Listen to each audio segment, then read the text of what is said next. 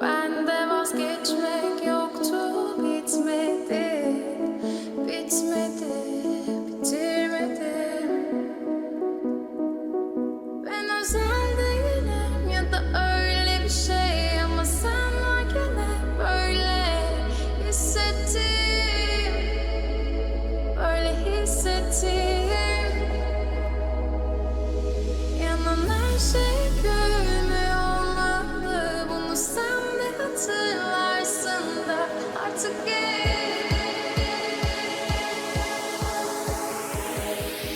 böyle hissettim.